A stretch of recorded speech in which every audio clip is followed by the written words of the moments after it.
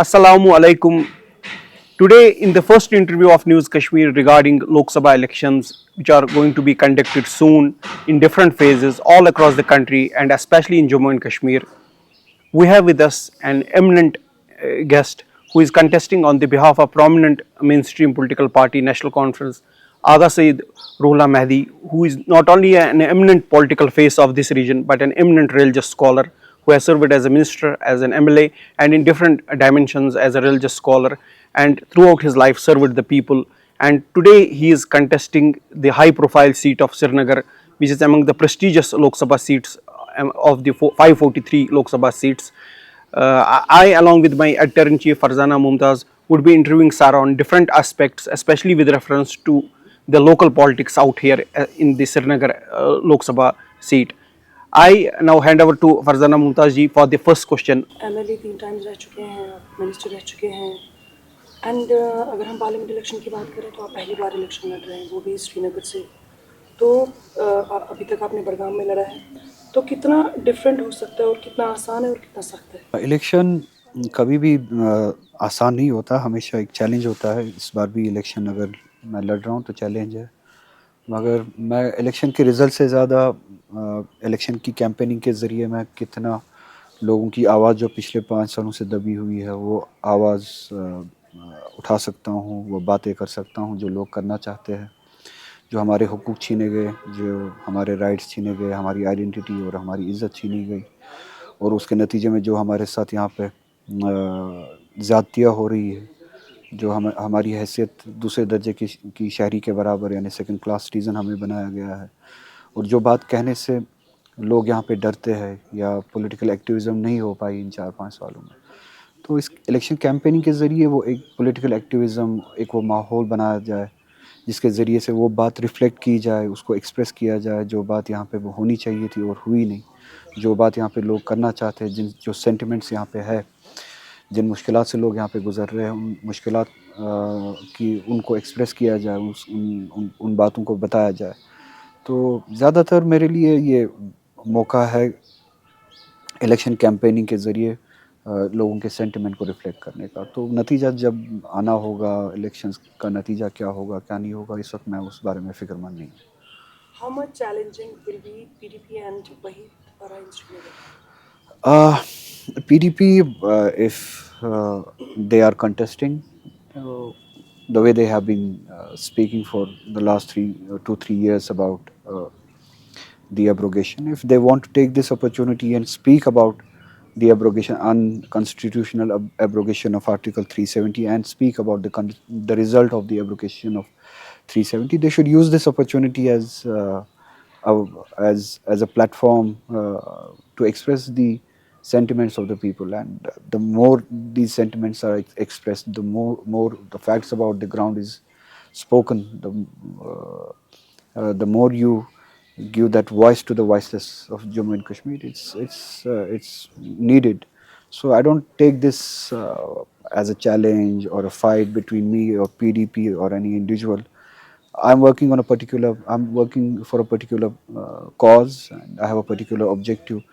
If these political parties through this campaigning join the cause, that's an addition to the cause.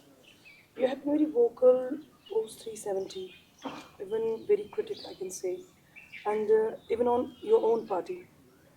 What has changed? Can we see like अभी same aggression होगा कि कुछ change होगी according to the situation के हिसाब से? जो aggression आप फरमा रही है वो एग्रेशन फीलिंग्स थे और है.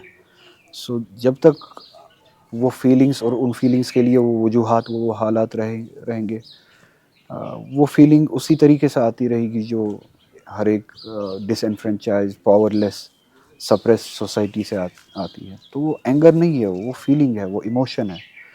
तो मैं हमेशा से चाहूँगा कि मैं वही फील करूँ, मेरे एहसासात भी वही हो जो हमारे एहसासात है कलेक्टिवली, इस कौम के एहसासात है, और वही रिफ़्लेक्ट हो मेरी बातों से जो हम सब रिफ़्लेक्ट करना चाहते हैं. उससे कोई एंगर कहे, कोई और नाम दे, वो हकीकत है. इस वक्त वो ये गुस्सा पूरे जम्मू कश्मीर के अवाम में है, मगर दबा हुआ है, आ नहीं रहा है.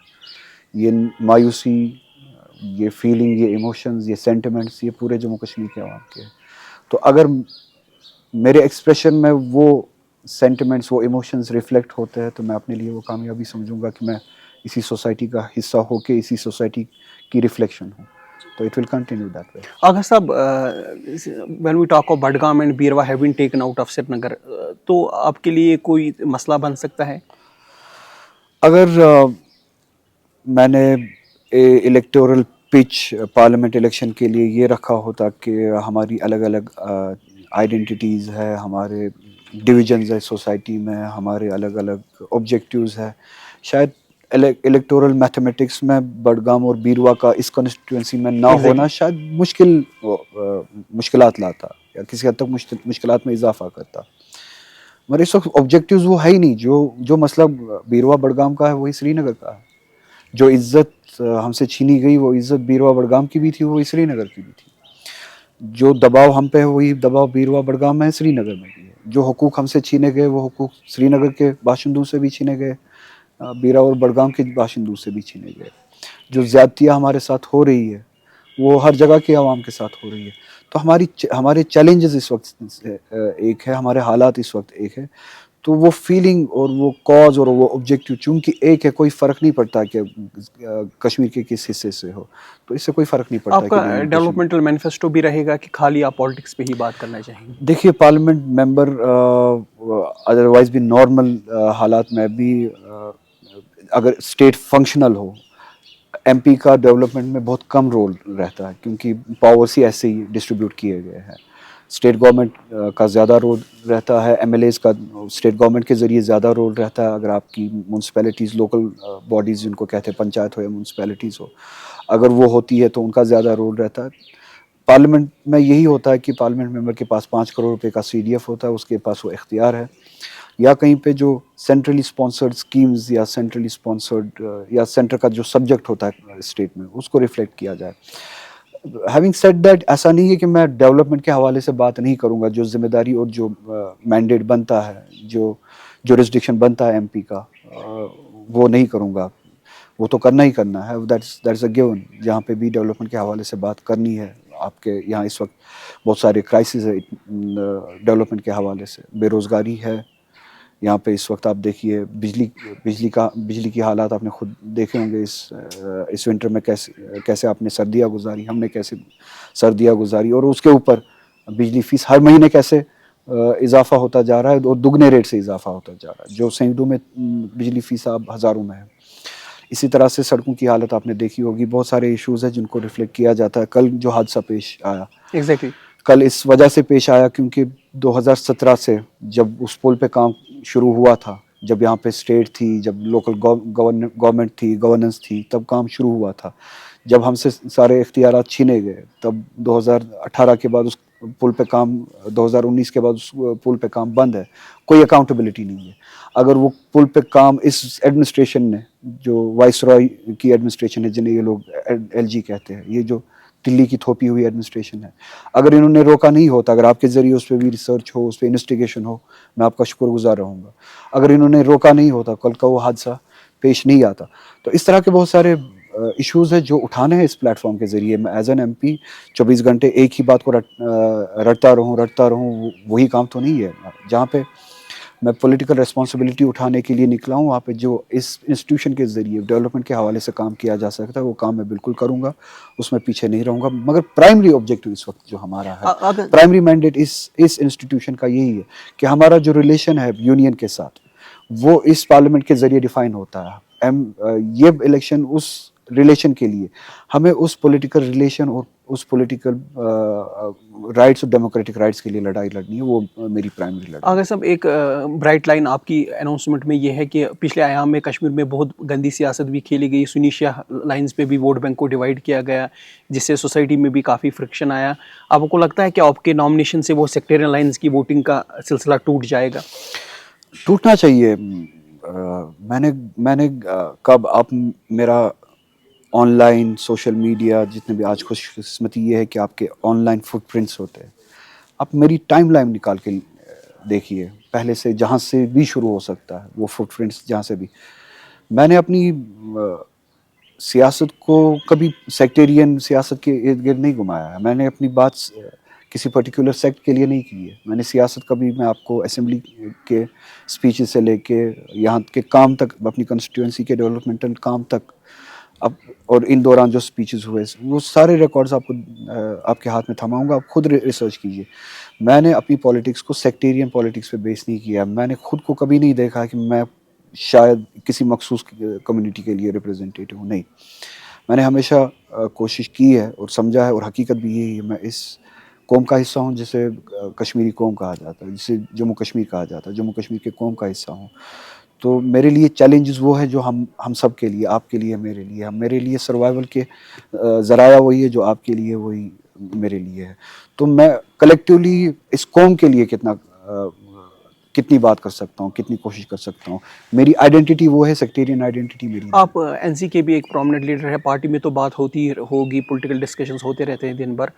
کیا این سی کو یہ ڈر لگا ہے کہ بی جے پی اگر 400 پار گئی تو این سی کی پالیٹکس کے لیے خطرہ ہو سکتا ہے؟ این سی کی پالیٹکس تو چھوڑیے, ہندوستان کے لیے خطرہ ہے. ہندوستان ختم ہو جائے گا. ہندوستان جو ڈی گریڈ ہوتا ہوا آ رہا ہے پچھلے 10 سالوں سے, اس کے لیے اس جنازے میں اس تابوت میں آخری کیل یہ ہوگا کہ یہ پولیٹیکل پارٹی 400 پار جو ان کا آبجیکٹیو ہے یہ کہتے ہیں کہ لے کے آئے. ان کے اپنے لیڈرز جو ہے آپ نے دیکھا ہوگا وہ کھلے عام کہتے ہیں کہ اگر ہم نے 400 سے زیادہ سیٹیں لائی تو ہم کنسٹیٹیوشن کو ختم کر دیں گے, یہاں پہ ہندو راشٹر بنا دیں گے. ڈیموکریسی تو پہلے ہی ختم ہے, سیکولرزم تو پہلے ہی ختم ہے, انسٹیٹیوشنز پہلے ہی کمپرومائز ہے. آپ کے الیکشن کمیشن کی حالت دیکھیے, ای ڈی کی حالت دیکھیے, سی بی آئی کی حالت دیکھیے, عدالتوں کی حالت تو آپ کے سامنے ہے. تو اگر 400 نیشنل کانفرنس تو چھوٹی سی بات ہے, ہم یہاں پہ چھوٹی سی بات ہے, پورا ہندوستان ختم ہو جائے گا.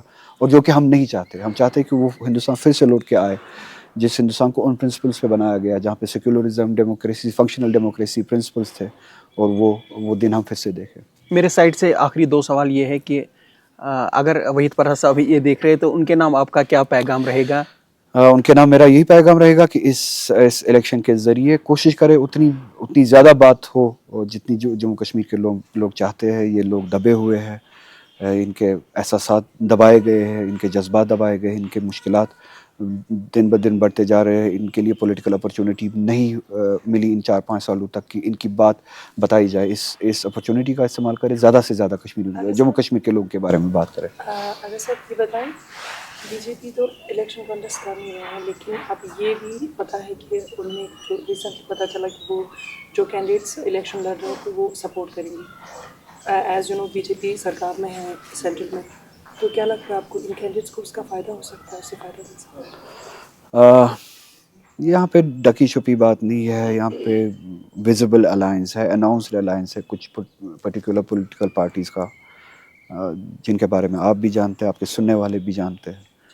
تو جتنا جہاں پہ بی جے پی کے کینڈیڈیٹ کے اٹھنے سے ان کو فائدہ ہوگا, وہاں پہ بی جے پی کا کینڈیڈیٹ آپ کو دکھے گا. جہاں پہ بی جے پی کے کینڈیڈیٹ کے نہ اٹھنے سے ان کو فائدہ ہوگا, وہاں پہ آپ کو دکھے گا کہ بی جے پی کا کینڈیڈیٹ نہیں ہے. اور بی جے پی کا کینڈیڈیٹ خود اپنی ٹکٹ پہ ہو, اپنے سمبل پہ ہو یا نہ ہو, یہاں پہ دلی میں کچھ دنوں پہلے ہی الائنس بن رہی تھی. دلی سے یہاں پہ ان کے بی جے پی کے جنرل سیکریٹری ایک پرٹیکولر گھر پہ بیٹھے تھے, پرٹیکولر پولیٹیکل پارٹی کے یہاں ان کے گھر پہ بیٹھے تھے. تینوں کے تینوں پولیٹیکل پارٹیز وہاں پہ تھی. ساؤتھ کا کینڈیڈیچر, ان کے کینڈیڈیچرز کیسے اناؤنس ہوئے, کہاں سے اناؤنس ہوئے, ان کے پرٹیکولر اغراض و مقاصد کیا, وہ آپ کے سامنے ہے. اور وہ کہتے بھی ہے, یہ کوئی ڈکی چھپی بات نہیں ہے. ایک جماعت کے شاید پریزیڈنٹ نے پرسوں ہی کہا کہ آپ دیکھیں گے کہ بی جے پی سارا کا سارا میرے ساتھ کھڑا ہوگا. تو اس میں تو 1+1 کرنے کی ضرورت نہیں ہے. وہ خود فخر سے کہتے ہیں کہ وہ بی جے پی کے لیے کام کر رہے ہیں.